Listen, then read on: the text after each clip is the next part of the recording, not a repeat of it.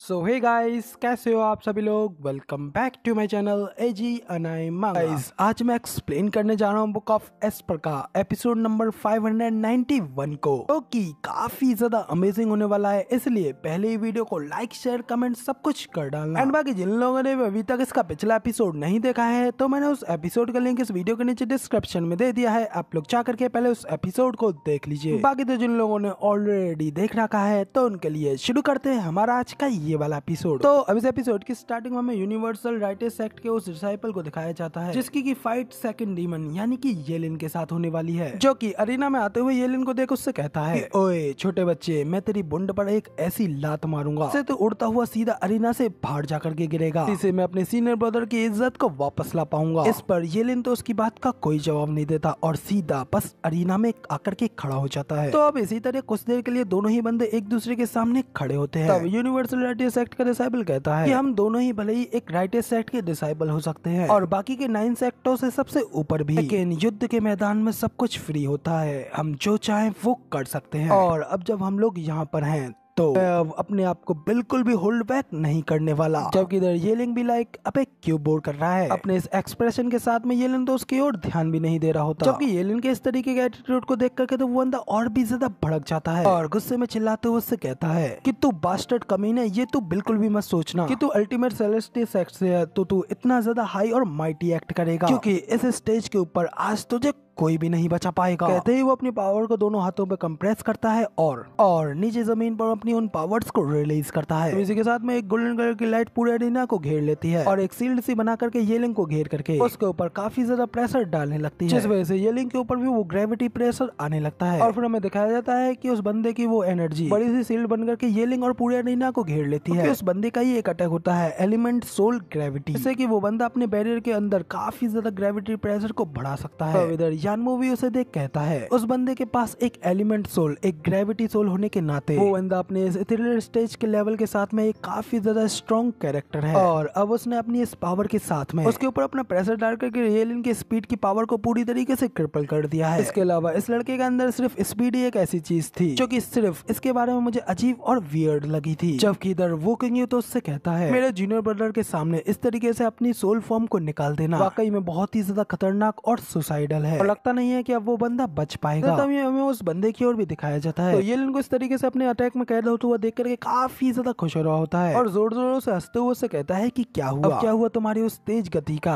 क्या तुम अब बिल्कुल भी नहीं हिल पा रहे? तुम भले ही काफी ज्यादा फास्ट हो सकते हो लेकिन मेरे सामने तुम बिल्कुल बेकार हो। तो इसी तरह तुम अब खत्म होने वाले हो। अगर तुम चाहो तो अब भी मेरे सामने अपनी जान की भीख मांग सकते हो, तो मैं शायद तुम्हें ना मार करके तुम्हारी जान को छोड़ भी दूं। जबकि येलिन तो अभी भी उस बंदे की बकवास को सुन कहता है, बंदा अभी भी मुझे कोसते हुए मेरे बारे में उल्टा सीधा कह रहा है। येलिन काफी ज्यादा गुस्सा हो जाता है और अपनी एक उंगली से सिंगल फ्लिप बनाता है, बस सिर्फ एक सिंगल फ्लिप कि वो जैसे ही अपनी उस उंगली की फ्लिप से अटैक करता है तो उसकी उस उंगली से इतनी ज्यादा भयानक प्रेशर की बीम निकलती है, तो वो यूनिवर्सल राइटेस एक्ट के उस बंदे की पूरी सोल फॉर्म को डिस्ट्रॉय करते हुए उस बंदे की छाती के पार निकल जाती है। और भाई अभी भी उस बंदे को ये समझ में नहीं आ रहा है कि अभी अभी उसके सामने ये क्या हुआ, मगर इसी के साथ में उसकी पूरी बॉडी आग में जोरों से झुलसने लगती है और इसी तरीके से ब्रूटली तरीके से जलते हुए अगली पल उस बंदे की बॉडी की राख भी नहीं मिलती, अपनी पूरी सोल फॉर्म के साथ में ही वहाँ पे डिस्ट्रॉय हो जाता है। क्योंकि उस खतरनाक मंजर को देख करके तो यंग मास्टर जाओ की हालत कुछ ऐसी होती है, उसने खुद अपनी आंखों के सामने साक्षात हेल के डीमन को देख लिया और वो बुरी तरीके से पसीनों के साथ में कांपने लगता है। जबकि वहाँ पे मैच देख रही सारी ऑडियंस भी काफी ज्यादा हैरान हो जाती है और वो काफी ज्यादा हैरान होते हुए कहते हैं कि बस अभी अभी ये क्या हुआ, अगर सिर्फ एक ही पल में ये सब क्या हो गया। बंदे के अटैक की स्पीड इतनी ज्यादा तेज थी कि यहाँ तक कि हम तो कुछ नोटिस भी नहीं कर पाए। ये लेंगे इस पावर को देखने के बाद तो यानमो भी कहता है, साला ये भी उस लड़के की तरह ही एक मॉन्स्टर निकला, मॉन्स्टर है कि इस बार तो इन दोनों के सामने मेरा कोई चांस ही नहीं है। जबकि इस पर वुकिंग उससे कहता है कि जूनियर ब्रदर ने भले ही अभी अभी इथेरियल स्टेज में अपना कदम रखा है लेकिन फिर भी उसके इथेरियल स्टेज में आने के बाद में मैंने अभी तक उसे किसी के ऊपर अटैक करते हुए नहीं देखा था, लेकिन अब जब मैंने ये देखा है तो मैं उसे बिल्कुल भी पहचान नहीं पा रहा हूँ। और अब आखिर 9 सेक्टों में ऐसा कौन है क्योंकि बैटल में उसका ढंग से सामना भी कर पाएगा। कहते हुए फिर वुकिंग उस ओर देखने लगता है जहाँ पे ज़ूफेन खड़ा उस मैच को देख रहा होता है। वुकिंग ज़ूफेन को देखते हुए कहता है कि मेरे ख्याल से शायद जूनियर ब्रदर का डेस्टिन प्रतिद्वंदी भी उसका बिल्कुल भी मैच नहीं कर सकता है। तो इसी के साथ में हमें अरीना का सीन दिखाया जाता है जहाँ पे कि रेफरी एल्डर अनाउंस करते हुए कहते हैं कि universal radius sect versus ultimate celestial sect के सेकंड मैच को भी अल्टीमेट सेलेस्टियल सेक्ट के डिसाइपल ने ही जीता है। तो इधर उस अनाउंसमेंट के बाद में अरीना में उस ओर मुड़ जाता है जहाँ से कि सभी लोग उसे देख रहे होते हैं। वो अपना हाथ उठा करके अपनी उंगली से एक ओर इशारा करता है। उसके बाद फिर वो उस बंदे की ओर इशारा करते हुए नीचे अरीना की ओर इशारा करता है और फिर वो जोश में एकदम एक्साइटेड तो उस बंदे की ओर इशारा करते हुए कहता है कि मैं तुमसे फाइट लड़ने के लिए यहाँ पे तुम्हारा इंतजार करूंगा। तभी हमें वो जूम करके उस बंदे की ओर दिखाया जाता है जहाँ पे कि येलिंग इशारा कर रहा होता है। कोई और नहीं बल्कि हमारा हीरो और उसका डेस्टिन राइवल ज़ू फेन होता है, जो कि उसके इस तरीके के इशारे को देखते हुए अभी भी कूल एकदम शांत खड़ा होता है। तभी साइड में इसी के साथ हमें ऑडियंस की ओर दिखाया जाता है। वो तो ये देखने के बाद तो भाई फुल जोश में एकदम एक्साइटेड होते हुए कहते हैं कि अब आने वाला है मजा, साला पूरा पैसा वसूल हो जाएगा, दोनों मॉन्स्टर एक दूसरे के लिए वॉर डिक्लेयर कर रहे हैं। देखने में भाई वाकई में काफी ज्यादा इंटरेस्टिंग होगा और हो सकता है कि आगे चल करके वो लोग इस डबल ड्रैगन गैदरिंग के अगले एक्सीलेंट भी बन जाएं। ऑडियंस को इतना ज्यादा जोश में देख करके तो एक्सीलेंट भाई में भी काफी ज्यादा जोश में आ जाते हैं और सीधा अपना अपना बंटवारा करते हुए एक्सीलेंट हायरन से कहते हैं हायरन ज़ू फेन एक डेमोनिक कल्टीवेटर है जो कि यहाँ पर तुम्हारा हुआ, और जबकि येलिंग एक राइटिस कल्टीवेटर है इसलिए उसकी ट्रेनिंग का ख्याल मैं रखूंगा, इसलिए उसे एक ग्रेट कल्टीवेटर बनने के लिए मैं उसे ट्रेन करूंगा। इससे कोई फर्क नहीं पड़ता है कि उन दोनों बच्चों की फाइट में उनमें से कौन जीतता है। हम लोग हर साल उन दोनों को एक बार लड़ने के लिए मजबूर किया करेंगे, जो कि हमारी उन लोगों को ट्रेनिंग के दिए फल को देखने का एक काफी ज्यादा अच्छा तरीका होगा। तो बताओ कि आखिर तुम इसके बारे में क्या कहते हो? इस पर एक्सीलेंट आयरन कहते हैं कि अब तुम इतने ज्यादा बूढ़े हो गए हो लेकिन फिर भी तुम्हारे अंदर के लड़ने के कीड़े अभी तक मरे नहीं हैं। देखो साला ये किसी के बीच के झगड़े को देखने में बिल्कुल उत्सुक रहते हो, मगर इस तरीके से भले ही वो लोग हमारे डिसाइपल बन जाएंगे लेकिन फिर हम उनके सेक्टों को इस सब के बारे में क्या समझाएंगे? इस पर एक्सीलेंट बाई मी कहते हैं कि समझाने की क्या जरूरत है, क्योंकि इस वेस्टलैंड में आखिर किसके अंदर इतनी ज्यादा हिम्मत है जो कि हमसे आकर के कोई सवाल पूछ सके, इसलिए बस मजा लो और एक्सप्लेनेशन गया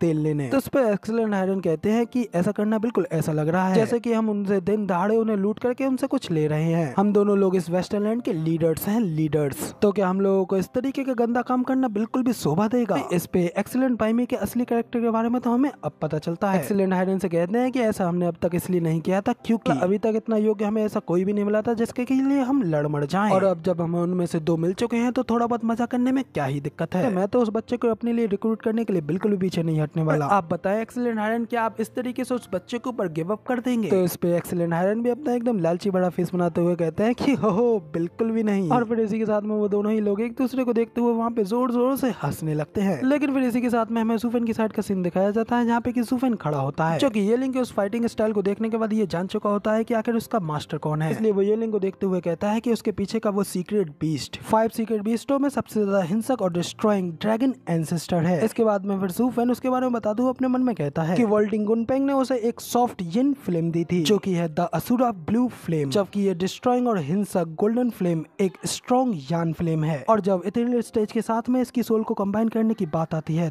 तो सबसे अच्छी चीज एक सॉफ्ट फ्लेम होती है, लेकिन जब बात इस स्ट्रॉन्ग फ्लेम की आती है तो ये फाइटिंग के लिए सबसे ज्यादा बेस्ट और डिस्ट्रैक्टिंग है, जबकि असुरा फ्लेम फाइटिंग पावर में काफी ज्यादा कमजोर होती है। लेकिन उसकी जगह पर मेरी पर्पल लाइटनिंग उसकी पूरी भरपाई कर देती है और मैं उसकी गोल्डन फ्लेम के अगेंस्ट एक क्लैश के लिए अपनी पर्पल लाइटनिंग का यूज कर सकता हूँ। लेकिन मेरी बॉडी के अंदर की पावर्स में इतनी ज्यादा गड़बड़ियां हैं, लेकिन अगर मुझे वास्तव में लड़ना पड़ा तो मुझे लगता है कि मैं फाइटिंग में पर्पल लाइटनिंग का यूज अपनी असुरा फ्लेम की तरह अच्छी तरीके से नहीं कर सकता। इस सब चीज के बारे में सोचते हुए फिर इधर ज़ू फेन अपने सिर को पकड़ लेता है और आगे कहता है मेरे पास 9 सैनिटरी सीक्रेट रिकॉर्ड यानी कि बुक ऑफ एस्पर की पूरी नॉलेज है, जो कि अब तक का सबसे ग्रेटेस्ट सीक्रेट है। फिर भी मैं अभी तक एक मजाक वाले जोकर के ट्रेडर के अलावा और कुछ भी नहीं हूँ। उधर वेनेवलियान भी ज़ू फेन को इस तरीके से परेशान तो देख रहे होते हैं और कुछ भी नहीं कहते हैं। इधर बाकी के सभी लोग भी ज़ू फेन के आने वाले इसी मैच के बारे में ये सब सोच ही रहे होते हैं, और इसी के साथ में यहाँ पे हमारा सीन चेंज होता है और हमें फिर कुछ देर बाद का सीन दिखाया जाता है जहाँ पे कि ज़ू फेन इसी सब चीजों के बारे में कुछ सोच रहा होता है। फिर अचानक से वेनेवलियान का सर्वर कवर टूट जाता है और वो ज़ू फेन से पूछते हैं ज़ू फेन आखिर तुम अभी तक किस चीज के बारे में इतना ज्यादा सोच रहे हो? ताकि अब यूनिवर्सल रेडियस सेक्ट और अल्टीमेट सेलेस्टियल सेक्ट के बीच का मैच भी खत्म हो चुका है। कुछ ही देर में हेलियन फ्लेम और अल्टीमेट सेलेस्टियल सेक्ट के बीच का मैच स्टार्ट होने वाला है। तो वेनेवलियान की ये बात सुनकर के तो ज़ू फेन भी अपनी सोच से बाहर निकलता है और फिर सामने की ओर उन दोनों के मैच की ओर देखते हुए कहता है कि ओह ये तो वो दोनों हैं। इसके बाद हमें दिखाया जाता है कि यानमो और वुकुंगे वो दोनों ही अरीना में एक दूसरे के सामने खड़े होते हैं, और अब अगले एपिसोड में हमें यानमो वर्सेस वुकुंगे की फाइट को दिखाया जाएगा। इस साइज से आप लोगों को आज के एक्सप्लेनेशन में थोड़ा सा अलग लगे, इसलिए कमेंट करके बताना कि आखिर आप लोगों को कैसा लगा।